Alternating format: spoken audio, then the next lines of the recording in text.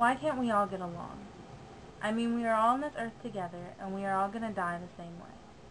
God brought us here, and we're going to leave the world the same way as any other.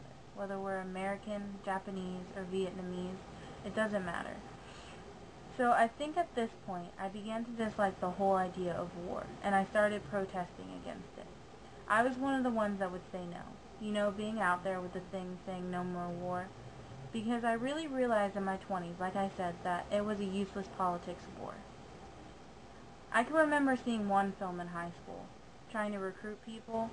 They brought this film in. I really couldn't figure out what they meant by recruiting, because when you see in the film, your heart went out to the other side.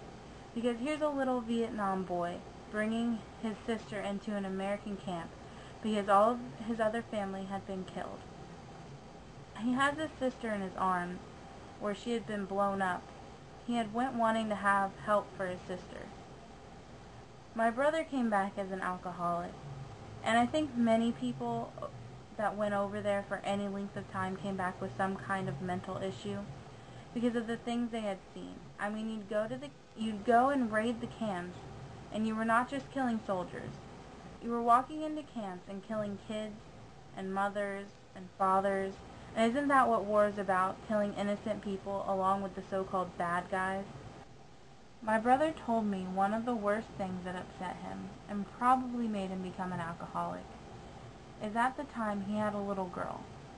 And one night they were at their camp, and the Vietnamese, they would force other people of the country to do things to protect their family.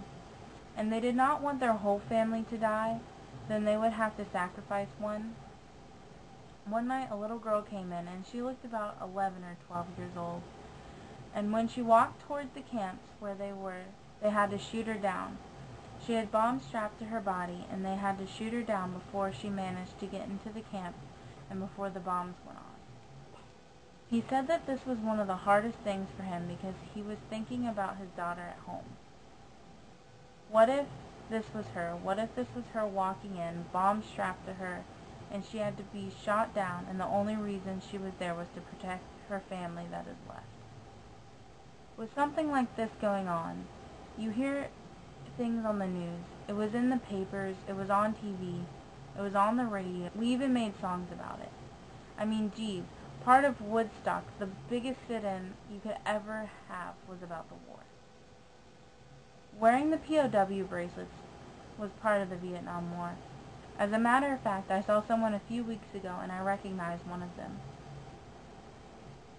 It was an older guy like me, and I said, "Is that a POW bracelet from the Vietnam?" And he showed it to me, and I said, "You know, I have 2 of those, too." He said, "Yep, I still wear it."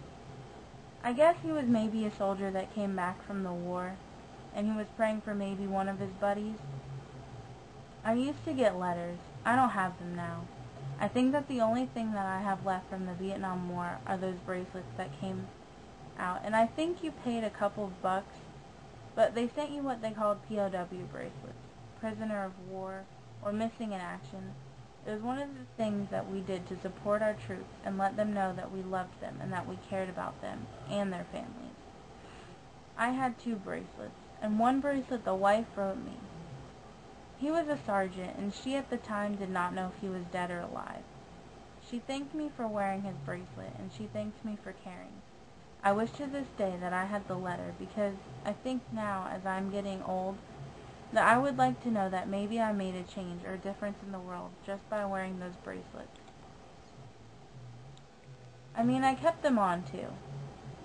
It wasn't something like, oh, let's wear it today and then take it off tomorrow. I wore them all during the war. When they came out with them, I got it and wore it until the war was over. I still have the bracelets. I often wonder if any of them made it back. At least the 2 guys I had bracelets of. I wonder if they made it back. I pray that they did. Myself, I protested against it because I didn't believe that we needed to be there as long as we were, for the purposes that we had went over there for to begin with. I went to a couple of rallies when I lived in downtown Michigan. I wore the bracelets, I signed petitions, I did small things. I didn't do big things. I did small things that in my mind I thought helped. Especially when my brother got out of the war and I heard what he had to say. At the time, I was in my 20s, and I realized that I was not a kid anymore and that I had to fight and say what I meant. Even now, I don't believe in wars. If my son was to say he was going to join the service tomorrow, I would be the first to say, no, don't go. Maybe it was just the fear of losing him, because that is what wars do. It makes you lose your children. I realized that we wouldn't have a country, too, if it wasn't for some of the men that go over there to fight for our country.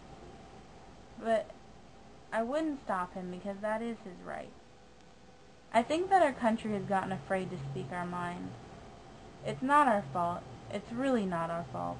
I think that the government has scared us to the point where we are afraid of freedom of speech anymore. We really don't have any sense of freedom of speech, as we did in the 70s. We can't openly say things without being arrested. If we were to try to have a set in nowadays, it wouldn't happen.